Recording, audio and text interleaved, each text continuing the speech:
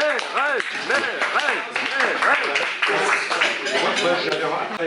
moi je suis pas du tout pressé là. Je voulais vous présenter une petite revue que j'ai fait sur les Gilets jaunes. Je vais vous présenter le collectif NAO, dont je suis cofondatrice.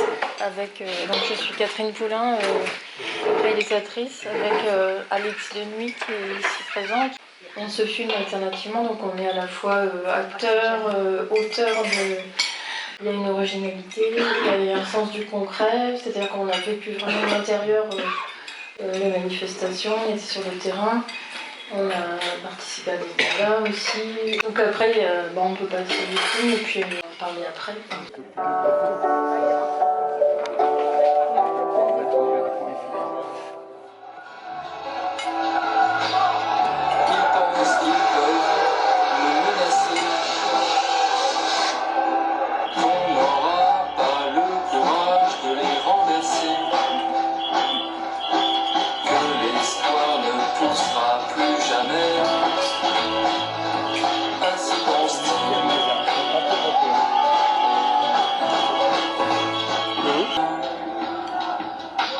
Comme une eau qui glisse entre leurs mains, ainsi pense-t-il.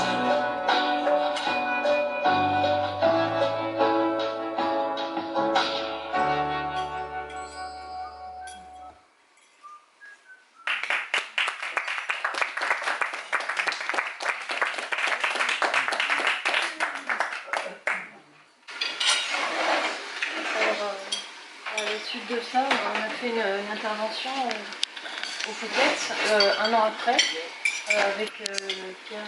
Avec Pierre Merezkowski, hein. Nina Nivancevic. C'était pour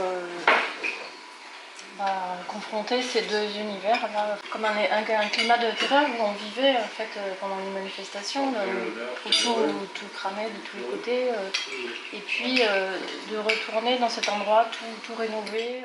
En 2019, nous sommes revenus au Fouquet pour le jour du sapin, parce que le 4 décembre c'est le jour du sapin. Donc on a pensé que le sapin brûlé, c'était une bonne façon de commémorer. Donc on va aller au Fouquet prendre un café et puis repasser le film de la chanson Ainsi pense-t-il que j'ai chanté et que Catherine Poulain a réalisé. Et nous allons le projeter au Fouquet. Suivez-moi. De la manipulation, de l'ingénierie du mouvement social.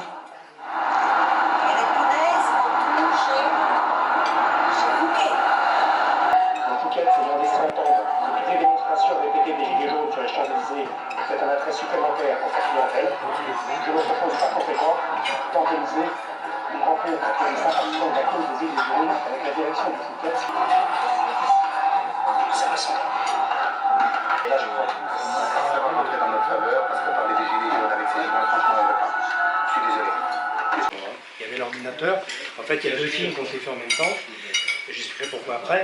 Et je pensais que la police avait le pouvoir de marcher sur la caméra, les gens sans le faire exprès. Parce que quand je suis retourné, là j'ai senti qu'ils allaient s'énerver. Parce que bon, ils étaient 5 videurs qui m'ont regardé. J'ai dit, je suis désolé, j'ai oublié ma carte bleue. Alors là, ils ont eu un grand sourire. Le serveur m'a tout de suite rendu la carte bleue. Et alors moi, peut-être je suis trop optimiste, mais il en a beaucoup rajouté sur le fait qu'il avait été traumatisé par ce qui s'était passé, mais qu'il trouvait bien en fait qu'on se filme là, et qu'il en avait marre aussi de ce système de riches et de gens SDF, enfin un tel écart de langage, ce qui fait que même les gens qu'on croit qui sont exploités et soumis, c'était pour me dire, écoute, on fait notre boulot ici, ne crois pas contre toi. Voilà. Mais est-ce que c'est pas légitime qu'on aille faire nos films, qu'on aille faire des réunions entre guillemets chez les riches? Les Gilets jaunes ont commencé à manifester chez les riches. C'est ça quand on a le pouvoir. Peut-être que nous, on devrait maintenant aussi faire des réunions dans le 16e et tout. Voilà. Mais avant le Fouquet, on a quand même fait aussi, avec Pierre déjà, avec Pierre Merezkowski, au Castel, où il a lu des textes, où on a fait une intervention. Donc c'était, on était déjà... Voilà. Oui, je dis dans ça parce que en France, il y a un auteur, je vais son nom, c'est Rousseau, je crois. il touche à lui tout seul 95% des droits d'auteur des écrivains, à lui tout seul. C'est légal d'ailleurs. Hein. Mais c'est choquant, parce que ce droit d'auteur, ça veut dire quoi? C'est que pour ceux qui sont riches. Et puis bah, c'est la souffrance, ça fait quasiment quasiment tous les jours en fait. Donc puis bon, faut se dire, c'est l'État qui m'a fait ça, quoi. Je vis dans un État qui m'a enlevé mon œil.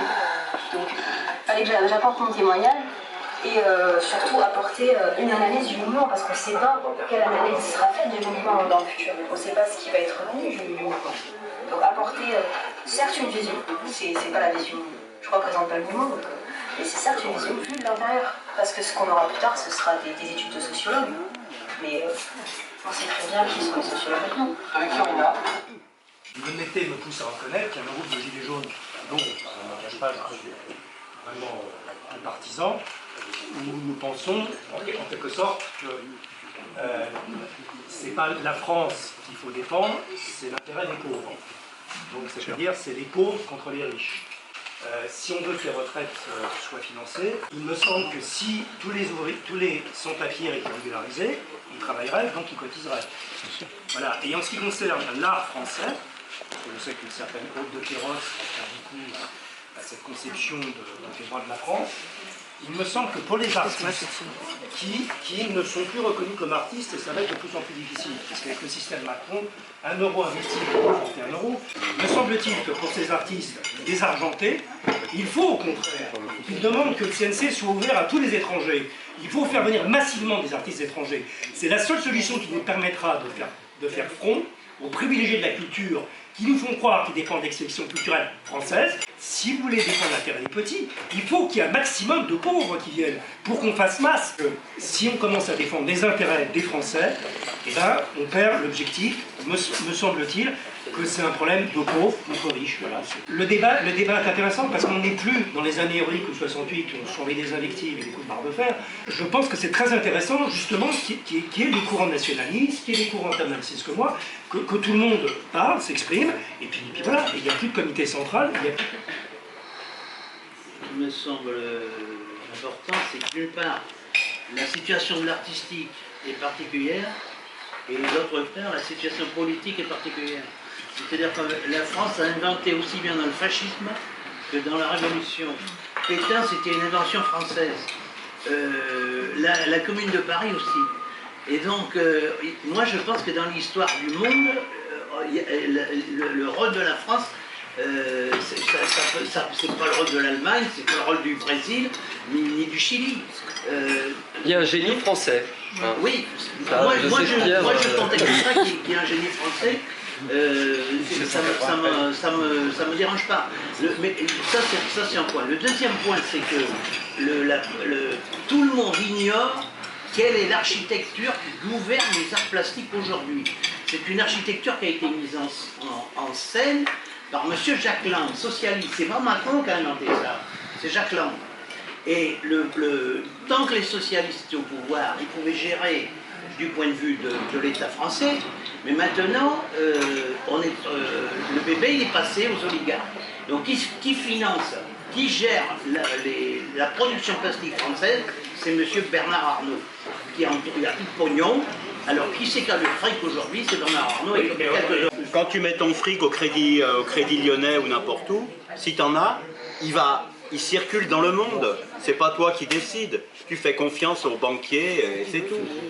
C'est international. Avec le balai des dirigeants de toutes sortes et leur langue de glissement, retournement de sens qui introduisent les pires confusions dans la pensée, entretiennent un flou flottant d'une rive à l'autre des discours. S'ils venaient aux directions du 5 décembre, le goût d'endosser le costume gris des traqueurs de lutte aux couleurs de soleil, qu'ils sachent alors ce qu'un acteur conciliant vis-à-vis du sacrifice des mots de la langue connaîtra d'inexorables histoires de murs entre les mondes. Il y a Galette des Rois qui va se servir déjà. C'est ça. Je t'ai offert un morceau de ma poésie. Château d'eau. Quand je passe à l'autre, je pense à toi. Et la nage, je ferai l'eau dans une piscine avec des fois en serrant mes chevilles, avec métaphore de ma vie. Tu vois. Je ne remarque même pas ta vitre jaune ainsi huilée et la poussière végétale. Une pensée, c'est déjà cliché. Elle est partout. J'attends nulle part ma maison. Et pendant que mon chef rentre, Irakien Garibal Hakam, je fais gaiement un signe de la main et m'encourage. Venez donc en Bourgogne cet été.